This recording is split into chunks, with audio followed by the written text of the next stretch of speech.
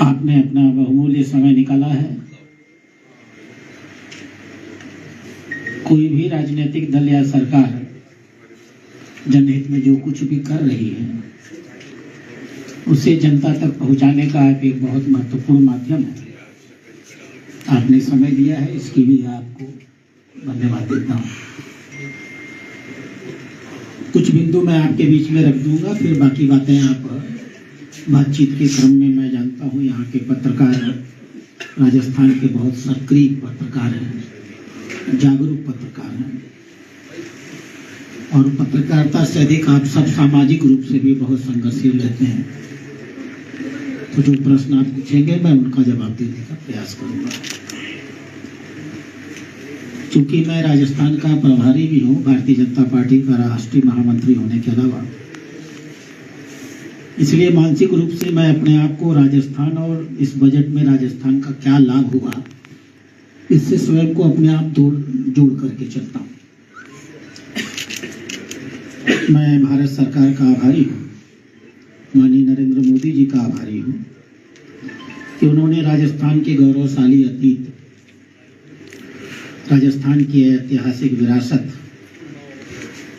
और राष्ट्रीय अखंडता के योगदान में राजस्थान की भूमिका को देखते हुए अपने इस बजट में राजस्थान को महत्वपूर्ण स्थान दिया है। आज पहली बार नहीं दिया है, 2014 से जब पहली बार सरकार आई थी तब दिया था, तब से लेकर आज तक दे रहे हैं। और भारतीय जनता पार्टी की सरकार जब तक चलती रहेगी, 2047 का विजन हम लोगों के सामने है। राजस्थान मोदी जी की दृष्टि में हमेशा नंबर 1 रहेगा। मुझे पता चला और बताया गया कि हमारी अन्य पार्टी के किसी वरिष्ठ नेता ने ये कहा कि राजस्थान के लिए इस बजट में कुछ नहीं है, और मुझे बड़ा आश्चर्य हुआ।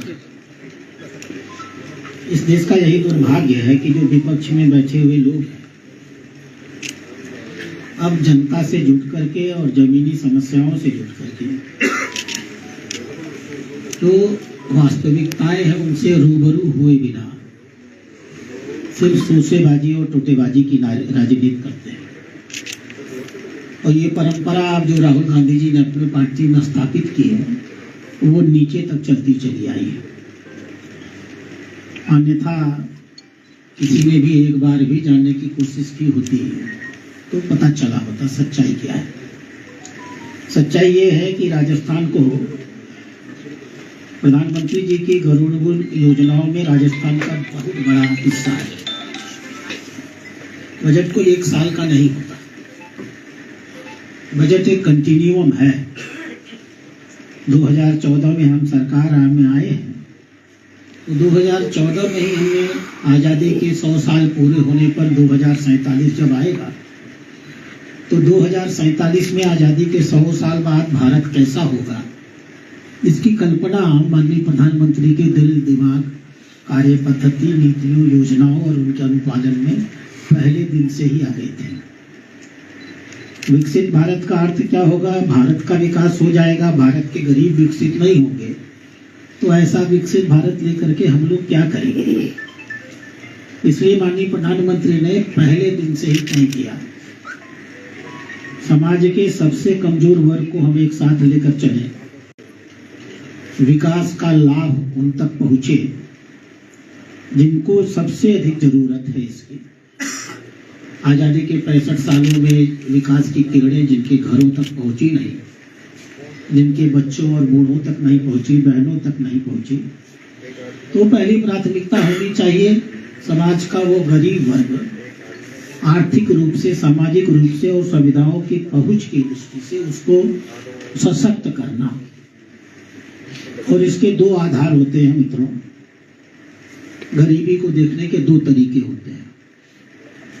एक, हम ये देखते हैं कि एक व्यक्ति कितना कमा पाता है, और दूसरा हम ये देखते हैं कि जितना कमा पाता है उस कमाई के आधार पर संसाधनों और सुविधाओं तक उसकी पहुंच कितनी होती है।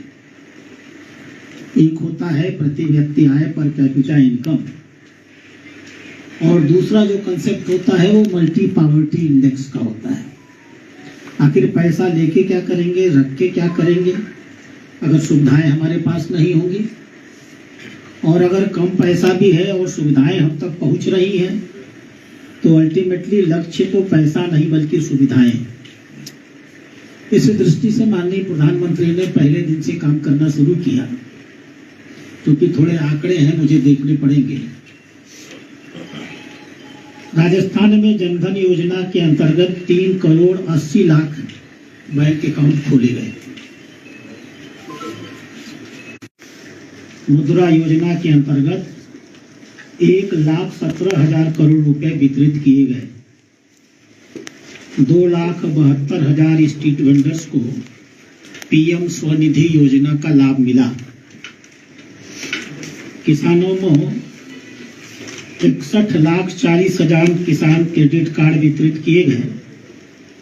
जल जीवन मिशन के अंतर्गत 62,50,000 घरों में पाइप के माध्यम से पानी उपलब्ध कराया गया। गरीब महिलाओं को 73,80,000 निःशुल्क को 6,000 रुपये प्रतिवर्ष सीधे किसान सम्मान निधि में डाले जाते हैं।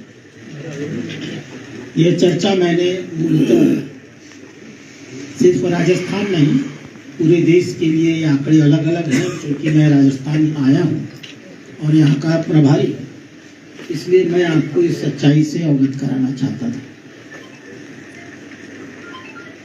पिछले 11 सालों में एक जमाना था जब 65 साल कांग्रेस की सरकार थी और देश में जितना टैक्स इकट्ठा होता था उसका सिर्फ 31% टैक्स राज्यों को दिया जाता था। शेष पैसा केंद्र सरकार अपने पास रख लेती थी। माननीय नरेंद्र मोदी जी के आने के बाद यह भूमिका बदली है और अब 41% भारत सरकार के टैक्स का हिस्सा मोदी जी राज्यों को देते हैं। इसके अलावा ग्रांट इन एड के रूप में भी एक बड़ा हिस्सा पैसे का देते हैं। और एक अभिनव योजना जो उन्होंने शुरू की, जो मोदी जी के पहले कभी थी ही नहीं, मोदी जी ने देश के सभी राज्यों को, मैं इस क्रम में राजस्थान को कितना मिला उसकी चर्चा करूंगा, देश के सभी राज्यों में, उन राज्यों में पूंजीगत निवेश हो सके, अवस्थापनाएं सुविधाएं बेहतर हो सके, इसके लिए अलग से capital intensive and capital related fund भी रिलीज किया। जब प्रारंभ हुआ तो 30,000 करोड़ रिलीज किए गए थे। आज इस वर्ष 2,86,000 करोड़ रुपए रिलीज किए गए। प्रधानमंत्री जी ने राजस्थान के हिस्से के रूप में 5,70,000 करोड़ रुपए और अनुदान के रूप में 2,61,000 करोड़ रुपए दिए। टैक्स 5,70,000 करोड़ टैक्स के हिस्से के रूप में, अनुदान के रूप में 2,61,000 और पूंजीगत व्यय के लिए 31,949, अर्थात कुल मिलाकर के 8,63,000 करोड़ रुपए की विशेष आर्थिक सहायता राजस्थान को दी है। इसके अतिरिक्त यह तो वह फंड है जो सीधे राजस्थान सरकार को दे दी गई। इसके अतिरिक्त जो सेंट्रल सेक्टर्स की स्कीम्स होती हैं, जिनकी सुविधाओं के बारे में मैंने आपको पहले गिनाया, और जो विभिन्न विभागों के अपने धन होते हैं पूरे देश में विकास कराने के लिए, उसके माध्यम से भी राजस्थान में बहुत से काम कराए जा चुके हैं, कराए जा रहे हैं और नए भी जारी किए गए हैं। जब कांग्रेस की सरकार थी तो राजस्थान में एक साल में 160 किलोमीटर रेल लाइन डाली जाती थी और 27 किलोमीटर रेल लाइन का प्रतिवर्ष इलेक्ट्रिफिकेशन होता था। 160 किलोमीटर रेल लाइन और 27 किलोमीटर का इलेक्ट्रिफिकेशन। भारत सरकार मोदी जी के नेतृत्व में 374 किलोमीटर प्रतिवर्ष नई रेल लाइन और 499 किलोमीटर प्रतिवर्ष रेल लाइन का विद्युतीकरण। करीब करीब ये विद्युतीकरण की प्रक्रिया अपने अंतिम दौर में पहुंच चुकी है।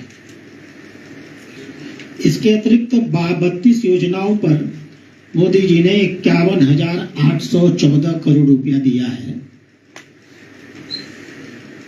राजस्थान के 85 रेलवे स्टेशनों को,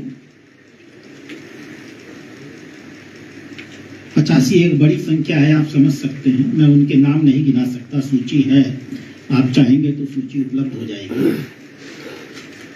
ए से शुरू होता है आबू रोड और यू से खत्म होता है उदयपुर। आबू रोड से उदयपुर तक 85 रेलवे स्टेशन का हम लोग अमृत भारत योजना में सौंदर्यीकरण कर रहे हैं। उस सौंदर्यीकरण का प्रभाव जहां जहां काम हुआ होगा, आपको आज के जमाने में कोटा में हुआ है, चल रहा है। आज के जमाने में हमारे रेलवे स्टेशन सब इतने संसाधन और सुविधा से युक्त बन रहे हैं कि वो किसी एयरपोर्ट से कम नहीं लगते हैं। राजस्थान में 1,773 किलोमीटर राष्ट्रीय राजमार्ग का निर्माण हुआ है और 46,165 करोड़ रुपए की लागत से 4 ग्रीन फील्ड कॉरिडोर बन रहे हैं। इसके अलावा जो राष्ट्रीय परियोजना का हिस्सा है, मुंबई दिल्ली एक्सप्रेस और अन्य, और जो राजस्थान के स्पिरिचुअल सर्किट्स हैं उनके निर्माण है, ये सब हो रहे हैं। सबसे बड़ा न्यूक्लियर प्रोजेक्ट 46,000 करोड़ रुपए का राजस्थान में ही बढ़ रहा है।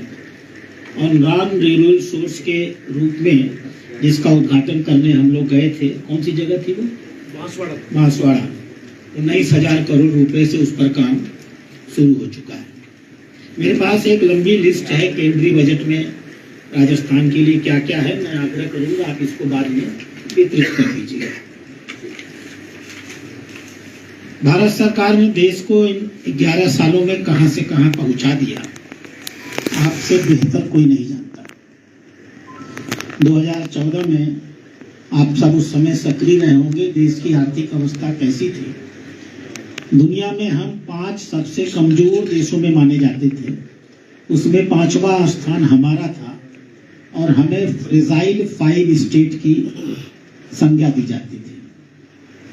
आज हम गर्व के साथ कहते हैं भारत दुनिया की 4थी सबसे विकसित अर्थव्यवस्था हो चुकी है और परचेजिंग पावर पैरिटी के आधार पर, एक होता है हमारे पास मूल पैसा और एक होता है उस मूल पैसे से हम कितनी खरीदी कर सकते हैं, जिसको हम परचेजिंग पावर पैरिटी कहते हैं।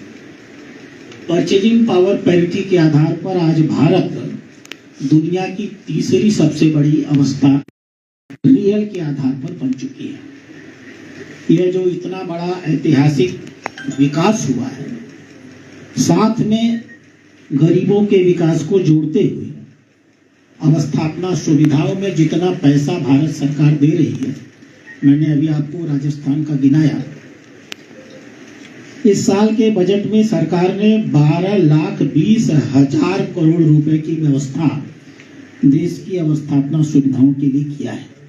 12,20,000 करोड़ की अवस्थापना। पिछले साल 11,20,000 की किया था। जब से हम लोगों ने शुरू किया था 30,000 से शुरू किया था, बढ़ते बढ़ते अब हम 12,20,000 पर पहुंच गए। ये जो रेलवे का विकास है, सड़कों का विकास है, पोर्ट्स का विकास है, वाटरवेज, किसी जमाने में आने जाने की पूरी संस्कृति हमारी पानी के इर्द गिर्द बनी थी, नदियों के इर्द गिर्द बनी थी। अंग्रेजों ने कुटिल तरीके से नदियों और नहरों को बर्बाद कर दिया और ट्रेन की व्यवस्था ला दी। आप कभी गौर कीजिए, पहले 74 एयरपोर्ट थे, आज 160 एयरपोर्ट है। उन्होंने रेल लाइन की भी व्यवस्था की, उन्होंने सड़कों की व्यवस्था किया। पहले 91,000 किलोमीटर सड़कें थी, आज 1,86,000 किलोमीटर सड़कें हैं। पहले देश में 5 वाटरवेज होते थे, आज देश में 111 वाटरवेज हैं और अभी इस बजट में 20 अन्य वाटरवेज की भी व्यवस्था की गई है। महिलाओं का विकास कैसे होगा, नौजवानों का विकास कैसे होगा, किसानों का विकास कैसे होगा, इन सारी चीजों पर मैं अगर बताता रहूंगा तो ये तो एंडलेस है, आपको साहित्य मिला होगा। आप सब जागरूक लोग हैं, समाज का कोई ऐसा वर्ग नहीं है।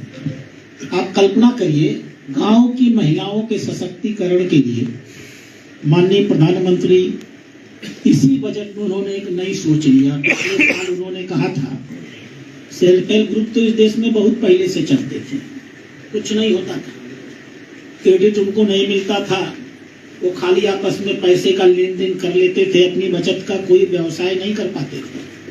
मोदी जी के जमाने में हम लोगों ने सेल्फ हेल्प ग्रुप का आधुनिकीकरण किया, वित्तीकरण किया और उनको व्यवसायिक बना दिया।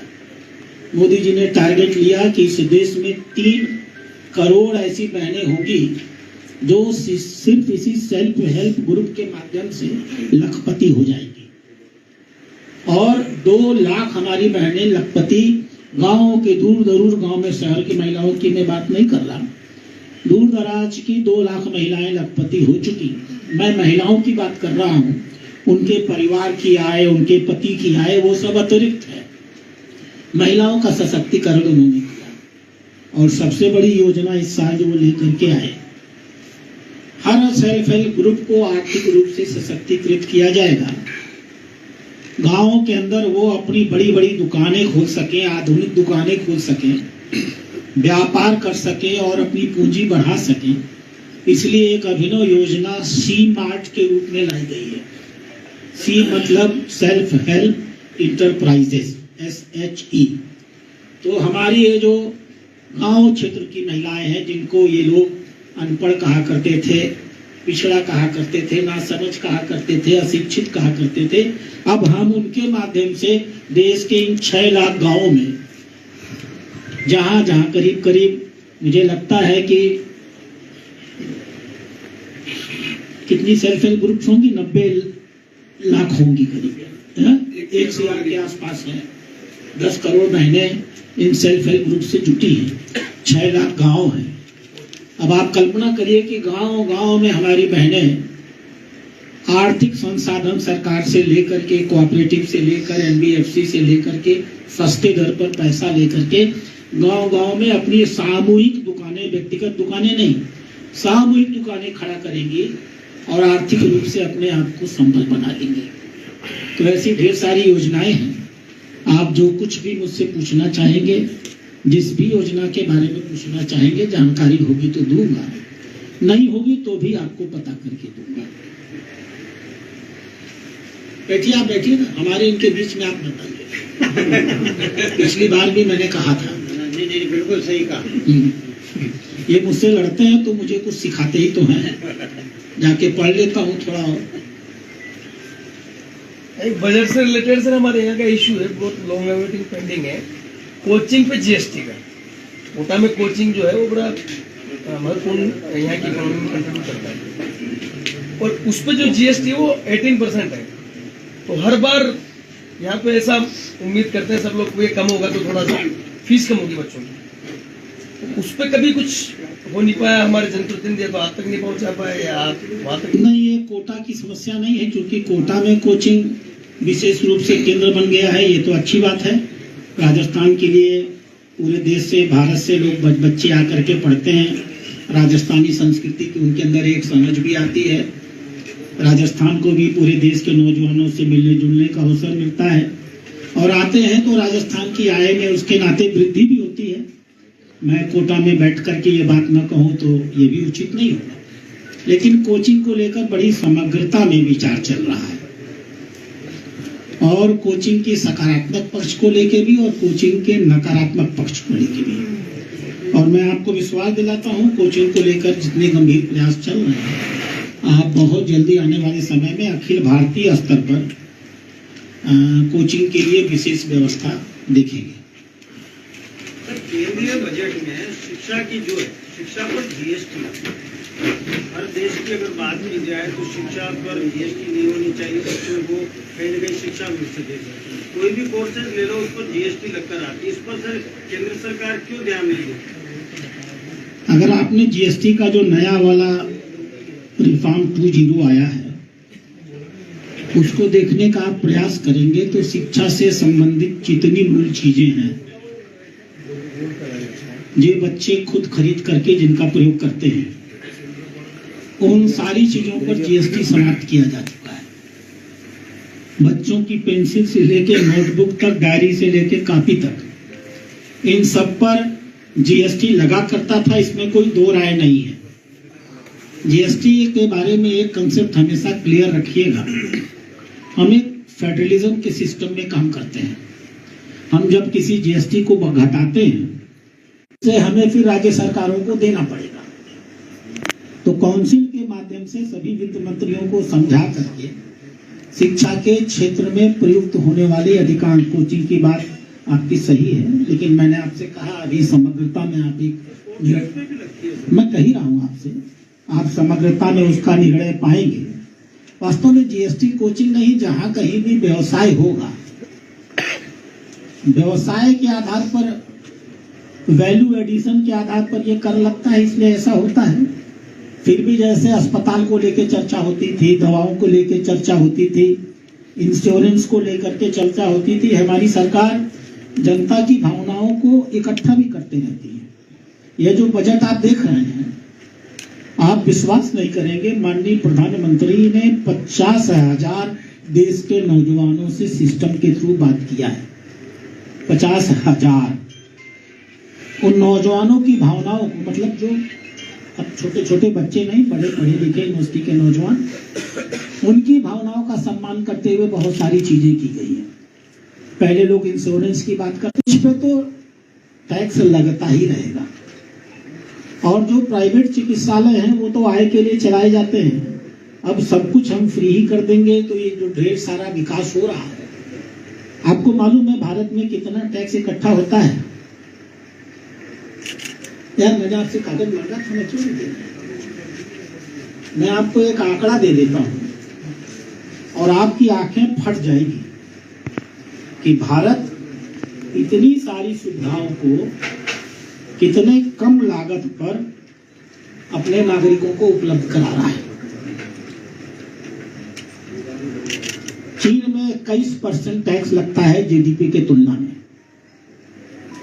अमेरिका 25% टैक्स लेता है जीडीपी की तुलना में, फ्रांस 50% टैक्स लेता है जीडीपी की तुलना में, डेनमार्क 45% टैक्स लेता है जीडीपी की तुलना में, ऑस्ट्रेलिया 43% टैक्स लेता है जीडीपी की तुलना में, नॉर्वे 31 से 35% टैक्स लेता है जीडीपी की तुलना में, जापान 37% टैक्स लेता है जीडीपी की तुलना में, और हम सिर्फ 10.6% कर अपने नागरिकों से इकट्ठा करते हैं, और आज हम दुनिया की चौथी अर्थव्यवस्था बन गए।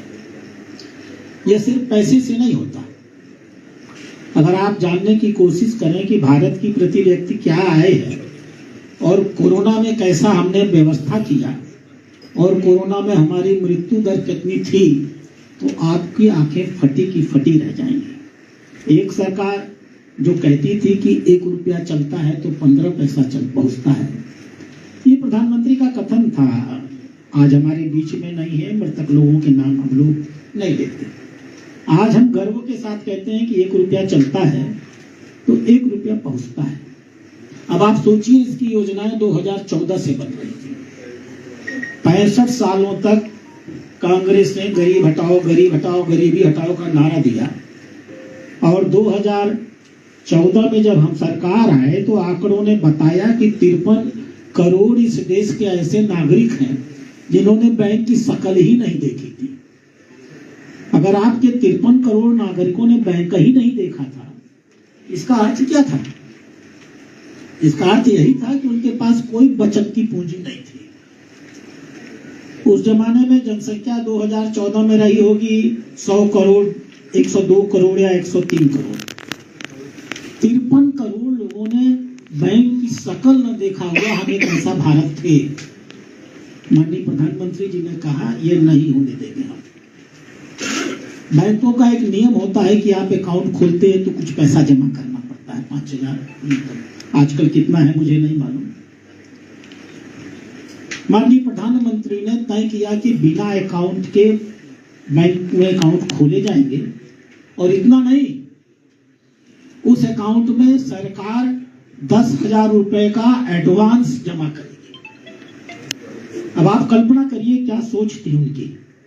गरीब का, एक चाय वाले का, सड़क के खोमचे वाले का अकाउंट खुलेगा, अकाउंट में उसके 10,000 रुपए का ओवरड्राफ्ट, गारंटीड ओवरड्राफ्ट, कि अगर वो डूब भी जाए तो उससे वसूली नहीं होगी, ऐसा प्रावधान उन्होंने किया। और साथ में टॉपअप के रूप में 2 लाख रुपए का उनको इंश्योरेंस भी दे दिया। आज स्थिति है कि करीब करीब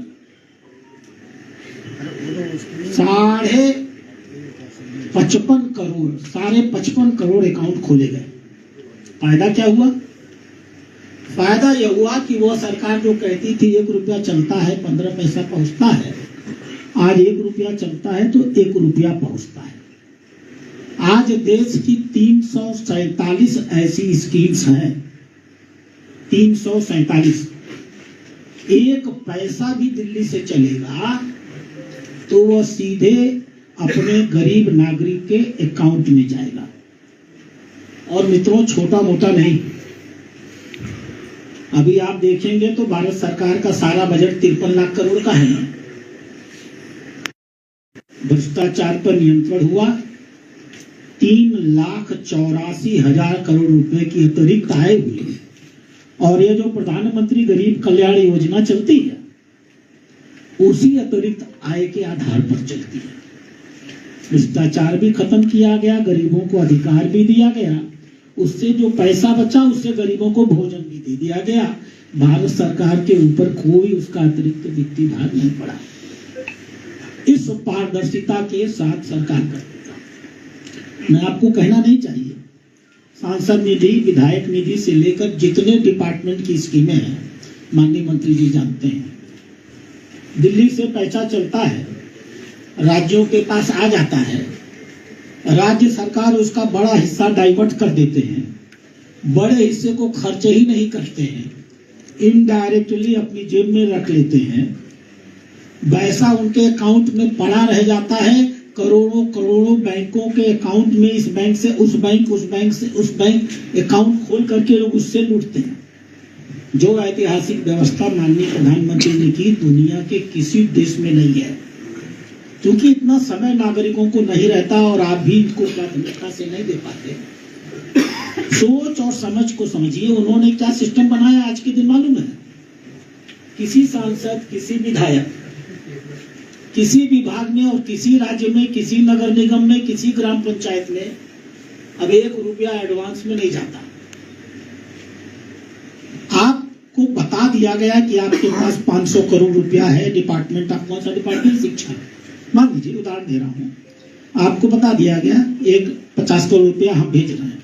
मानी रुपया हम नहीं भेजते हैं, मानी दिलावर जी 50 करोड़ की नीति बना, 500 करोड़ की योजना बनाते हैं, अलग अलग उसको सैंक्शन करते हैं, और जिस क्षण, जिस दिन और जिस सेकंड काम करने के लिए उनको पैसा चाहिए, भारत सरकार से नहीं, आरबीआई से डायरेक्ट उनके पैसे में, इसको हम लोग कहते हैं जस्ट इन टाइम। यह इतना क्रांतिकारी विकास हुआ है भारत का, जनता इसको समझ सकती है कि एक एक पैसे का किस प्रकार से माननीय प्रधानमंत्री चोरी रोक रहे हैं, बचत कर रहे हैं। वही पैसा जो कहीं और चला जाता वो आरबीआई के पास पड़ा हुआ है। आज मान लीजिए क्या तारीख है, यह योजना बनाई गई। यही अभी जो नई योजना आई है जिसको लेकर ये लोग परेशान में हैं, इतनी ऐतिहासिक योजना है जी राम जी योजना। मैं इसकी जो असली खूबसूरती है आपको बताता हूँ, जिससे लोग परेशान हैं। पहले क्या होता था, फर्जी जॉब कार्ड बनते थे, बहुत सारे जगहों पर 25 से 30 दिन का रोजगार मिलता था, और ये ढिंढोरा पीटते थे, हमने मजदूरों को अधिकार दे दिया, मजदूरों को अधिकार दे दिया। अरे कौन सा अधिकार दे दिया तुमने? माननीय प्रधानमंत्री ने क्या किया, उनकी समझ को समझने की कोशिश करिए। दिल्ली के स्तर पर, मैं उस संगठन का नाम नहीं बता पा रहा हूं, दिल्ली के स्तर पर एक केंद्रीय संगठन बनाया गया। ग्राम प्रधान अकेला नहीं, ग्राम सभा की बैठक से एक प्रस्ताव पारित करेगा, उस प्रस्ताव को ग्राम उस अंगूठे में किसका नाम है और किसका मोबाइल नंबर है वो ट्रेस कर लिया जाएगा। वह मोबाइल नंबर सैटेलाइट पर चला जाएगा। वह सैटेलाइट ट्रेस करेगा कि डॉक्टर राधा मोहन का मोबाइल नंबर जो बताया जा रहा है कि इस काम पर लगा हुआ है, राधा मोहन वास्तव में कहाँ है, लुधियाना में है कि पंजाब में है कि मुंबई में है। और टोटल जो फर्जी मस्तर और जॉब कार्ड बन करके फर्जी रोजगार दिखाए जाते थे सब खत्म हो जाएंगे। हर काम की प्राथमिकता, जिस क्षण काम शुरू को उन्होंने खत्म करने की योजना बनाई। और खूबी क्या, आप कभी किसानों से बात करके देखिएगा, मनरेगा की बहुत सी अच्छाइयां थी तो एक कमी भी थी। अब किसानों को खेत में काम करने वाले लोग नहीं मिलते थे। कौन काम करेगा जब सरकार खुद ही पैसा दे रही है? औसतन 387 रुपया या कितना औसत पूरे देश का आता है। अलग अलग प्रदेश की अलग अलग महंगाई है, अलग अलग महंगाई है। कहीं कहीं 400-450 रुपया भी आता है। जब उनको उतना पैसा मिल जाता है तो वो क्या करने खेत में जाए। माननीय प्रधानमंत्री ने अगर मजदूरों की चिंता की है तो किसानों की भी चिंता की है। मनरेगा साल भर में 60 दिन ऐसे होंगे जब मनरेगा में काम नहीं मिलेगा, यानी वही मजदूर खेतों में काम करेगा। सेठ 10 महीने वो मनरेगा के मजदूर के रूप में काम करेगा। 12 महीने का 100 दिन मिनिमम था, अब 10 महीने का 125 दिन मिनिमम और 60 दिन खेतों में काम करने का अतिरिक्त 60 दिन, कुल मिलाकर के 185 दिन। अब जो काम नहीं करना चाहेगा, अन्यथा अगर काम करना चाहेगा तो साल भर में 185 दिन का काम। हमारे यहाँ एक कहावत है, अजगर करे न चाकरी, पंछी करे न काम, दास मलुका कर गए सबके दाता। तो जो काम करना चाहेगा अब उसको 185 दिन का काम का 125 की तो गारंटी है ना, 185 दिन का काम मिलने जा रहा है। अब आप इसकी कल्पना करें, किया गया 7,87,00,000 राशन कार्ड। कितने डुअल गैस कनेक्शन होते थे याद है? मैं झूठ नहीं बोलूंगा, हम लोग के पास भी 2-2 गैस होते थे। 4,27,00,000 गैस कनेक्शन काट दिए गए। कैसी घटतौली होती थी याद है? वो बटखरा लोहे का नहीं, ओरिजिनल नहीं होता था, पत्थर का होता था। तराजू में नपाई होती थी टेढ़ी मार करके। हाँ, मिट्टी का तेल लेने जाते थे तो बर्तन होता था जो अंदर से घुसा रहता था। वो सारे खेल होते थे ना। कहां कहां मोदी जी ने भ्रष्टाचार रोकने का काम किया। अब तो तेल नहीं मिलता था ना, पहले जमाने में तेल मिलता था तो हम लोगों ने प्लास्टिक के थैले में तेल देना शुरू किया था। आज आप राशन की दुकान पर जाएंगे तो इलेक्ट्रॉनिक मशीन लगी हुई है। आप अपना अंगूठा लगाएंगे तभी आप गैस को कनेक्शन पाएंगे। कोई दुकानदार आपको मना नहीं कर सकता है और इलेक्ट्रॉनिक की मशीन पर रख करके उसको नाश्ता करना होगा। तो भ्रष्टाचार की जितनी भी जगहें थी वो कोई भगवान नहीं है। मैं भी ये भी नहीं कहूंगा कि भगवान नहीं है तो भगवान से कम भी नहीं है। वो एक आदमी है। भगवान बना देंगे तो फिर हम कह देंगे जो मोदी जी ने किया वो हम नहीं कर सकते हैं। वो एक आदमी है जिन्होंने अपनी अंदरूनी ताकत को पहचाना है। हम भारतीय जनता पार्टी के कार्यकर्ता, उनसे प्रेरणा लेकर हम भी अपनी अंदरूनी ताकत को विकसित करने का प्रयास कर रहे हैं।